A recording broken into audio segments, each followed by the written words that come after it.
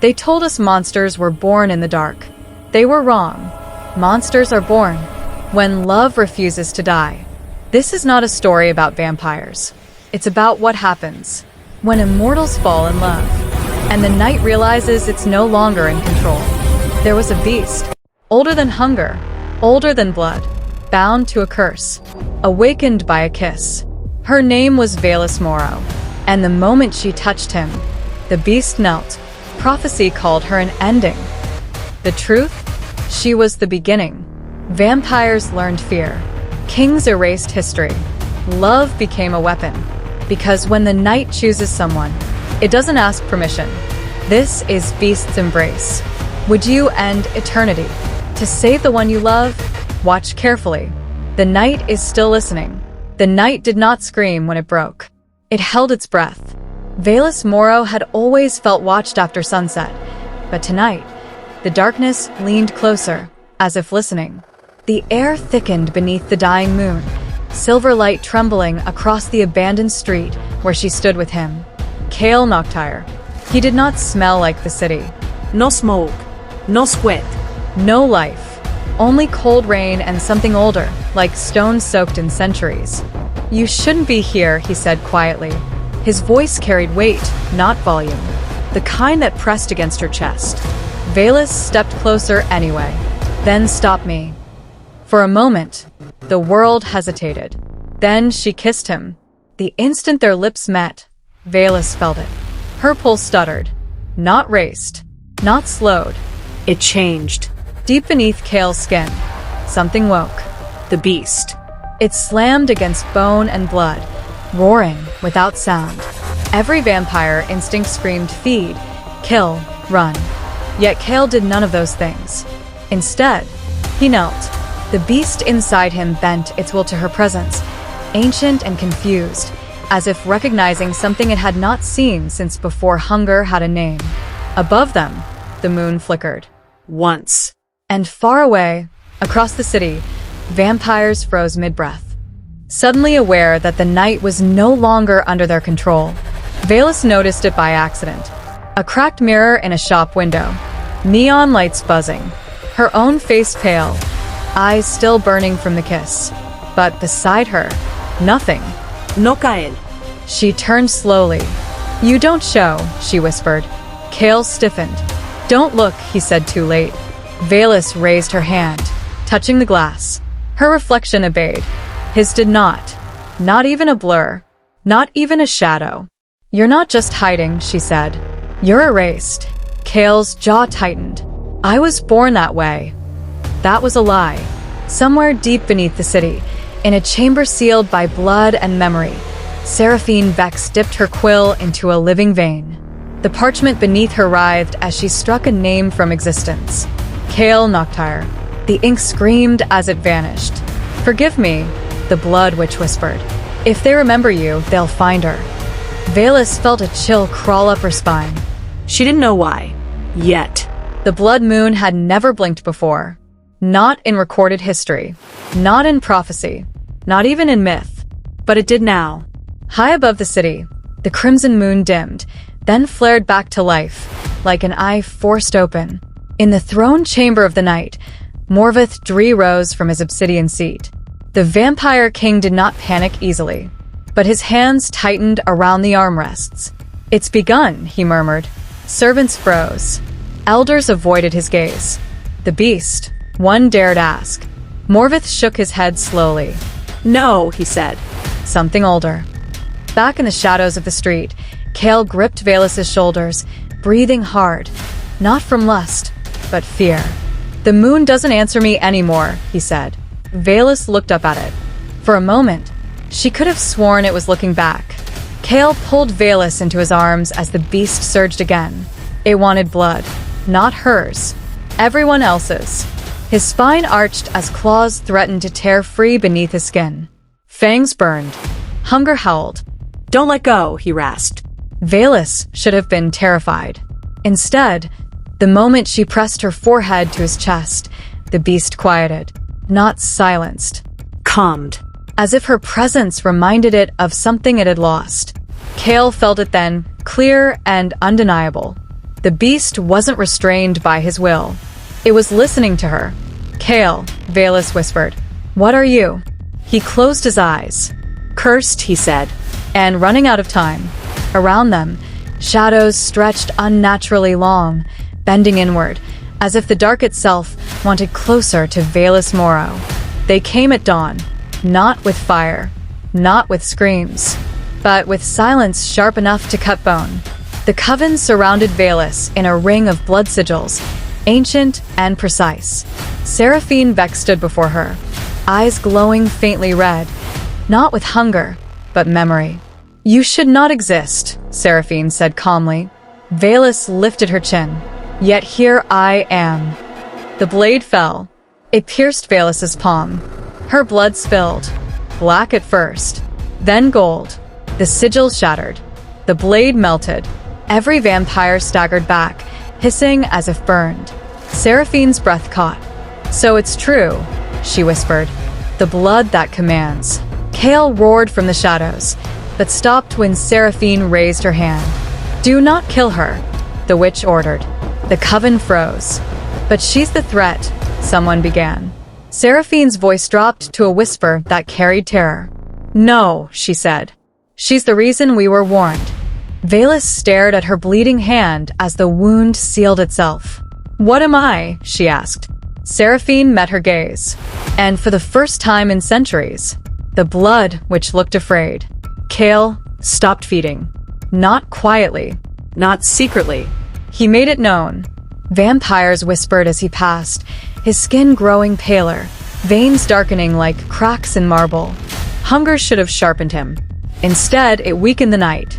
Every time Kale neared Valus, the beast recoiled, conflicted, pacing inside him like a god chained to a heart.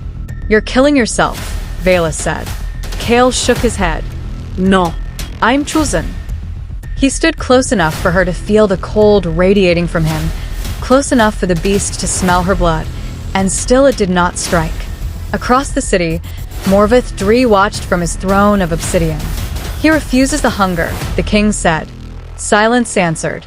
"Then send someone who remembers how to kill what they love." Elric Thorne arrived with the rain, his cloak heavy, his eyes empty. He smelled Valus before he saw her. Human. Warm. Alive. Once, she had been his world, before death, before fangs, before the night took everything and gave him hunger in return. "Don't come closer," Valus said, sensing him. Elric stopped anyway. "You were never meant for this world," he said softly. "And yet," she replied, "you're still here." His orders were simple. Kill her. But his hands trembled. From the shadows, Kale watched, recognizing something more dangerous than blades. A man with unfinished love. Seraphine Vex did not chant. She listened.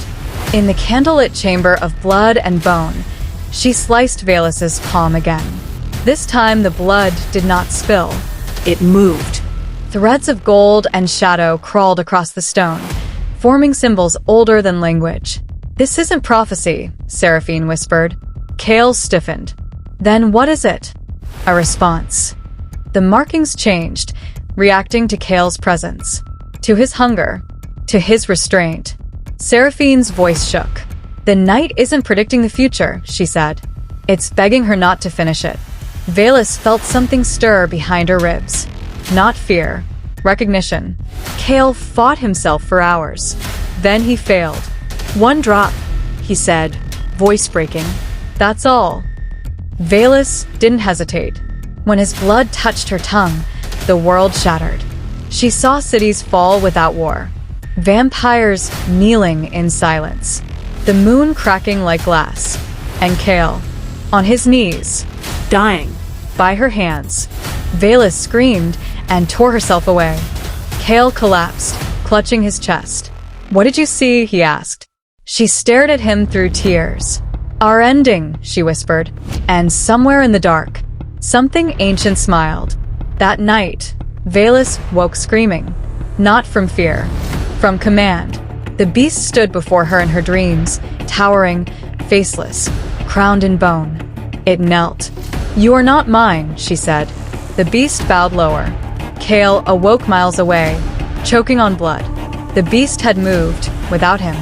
Vampires across the city vanished. No screams. No bodies. Only absence. Morvith rose from his throne, finally understanding. The beast was never bound to Kale, he said. It was waiting. Valus stood at the window, hands trembling, blood warm beneath her skin.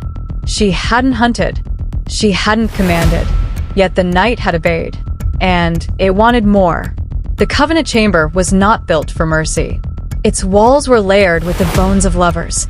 Vampires who had chosen emotion over hunger, names carved deep, then scratched out.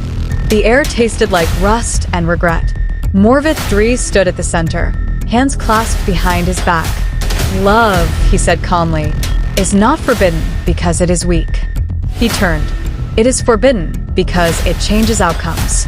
Kale was dragged forward, chains biting into his wrists. He did not resist. Hunger had hollowed him out, but his eyes burned brighter than ever. You feel it, don't you? Morvith continued, the night slipping.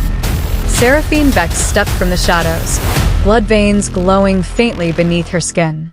The Covenant was created, she said, to prevent this. She gestured, and the walls began to bleed. Visions flooded the chamber, vampires kneeling, immortality unraveling, the beast bowing, not to a king, but to a woman. Valus Moro, this covenant, Seraphine whispered, was never meant to protect us from monsters. She met Kale's gaze. It was meant to protect us from love. If love is the danger, why does the night keep choosing it? Valus did not remember deciding to move. She only remembered standing still, and then being somewhere else. A vampire fell to his knees before her, eyes wide, mouth opening to scream. Nothing came out. His body didn't burn, didn't bleed. It unwrote itself, as if the night had decided he had never existed. Valus staggered back, breath shaking. I didn't, she whispered, but the dark responded anyway, curling around her ankles like a loyal animal. Across the city, vampires vanished one by one. No alarms. No warnings. Only silence spreading like rot. Alric Thorne watched from a rooftop, horror carving deep lines into his face. She's not hunting, he muttered. She's being answered. And somewhere far below, Kale screamed as the beast tore itself further away from him, drawn not by hunger, but by her presence. Is Valus killing them, or erasing them from history? Elric found her at dawn. Valus stood barefoot in a circle of shadows that refused to touch sunlight.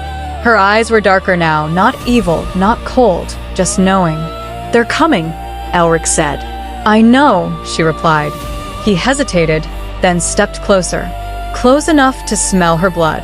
Close enough to remember what it felt like to be human. I can stop this, he said, but you have to trust me. She searched his face, then nodded. That was all it took. Chains snapped shut around her wrists, glowing with ancient runes. The shadows screamed as they were torn away from her. Elric turned his face aside as the coven emerged. I'm sorry, he said. Valus did not fight.